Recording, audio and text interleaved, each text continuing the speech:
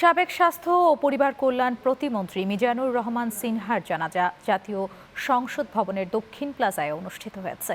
জানাজার অংশ নেন প্রধানমন্ত্রী তারেক রহমান, সংসদের স্পিকার, ডেপুটি স্পিকার, মন্ত্রী পরিষদের সদস্য, বিশিষ্ট রাজনৈতিক সামাজিক ব্যক্তিবর্গ এবং সরকারের উচ্চপদস্থ কর্মকর্তারা জানাজায় যোগ দেন। আগামীকাল বাদ আসর মুন্সিগঞ্জের গ্রামের বাড়িতে দ্বিতীয় জানাজার শেষে পারিবারিক কবরস্থানে মিজানুর রহমান সিনহার মরদেহ দাফন করা হবে। বিস্তারিত প্রতিবেদনে।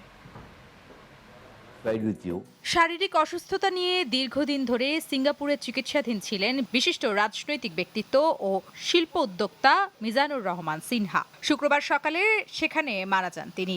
দেশের অন্যতম শীর্ষস্থানীয় ঔষধ প্রস্তুতকারক প্রতিষ্ঠান Acme laboratories limited and group এর ব্যবস্থাপনা পরিচালক মিজানুর রহমান সিনহার মরদেহ দেশে আনা হয় শনিবার। এই বাবার জানাজায় সবাই আপনারা আসছেন।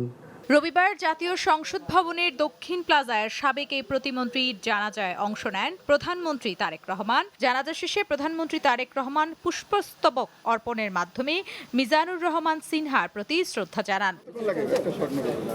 পরে স্পিকার, ডেপুটি স্পিকার, মন্ত্রী পরিষদ সদস্য সহ অন্যান্য রাজনৈতিক নেতা ও বিশিষ্ট ব্যক্তিরাও শ্রদ্ধা নিবেদন করেন।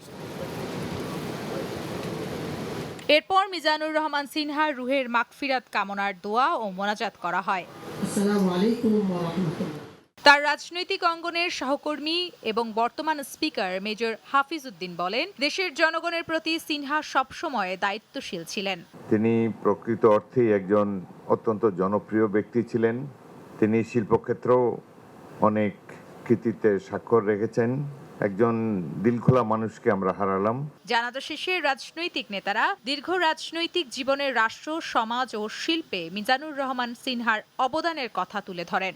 মহান আল্লাহ তাআলা মরহুমকে জান্নাতুল ফেরদৌস নসিব করুন এবং সুস্থ পরিবারকে ধৈর্য ধারণের তৌফিক দান করুন, আমিন।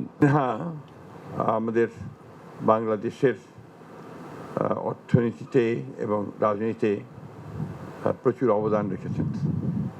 তার মৃত্যুতে নিঃসন্দেহে আমরা একজন জনহিতৈষী, সৎ রাজনীতিককে হারালাম, একই সঙ্গে দেশের একজন অত্যন্ত উঁচু দরের শিল্পপতিকেও হারালাম। যতদিন এই দলে ছিলেন ততদিন দলের উন্নয়নের জন্য, দেশের উন্নয়নের জন্য, মানুষের কল্যাণের জন্য তিনি ব্রতী ছিলেন। বর্ণাঢ্য রাজনৈতিক জীবনে মিজানুর রহমান সিনহা মুন্সিগঞ্জ ২ আসন থেকে বিএনপির মনোনয়ন ১৯৯৬ সালের ৭ম ও ২০০১ সালের ৮ম জাতীয় সংসদ নির্বাচনে অংশ নিয়ে বিজয়ী হন।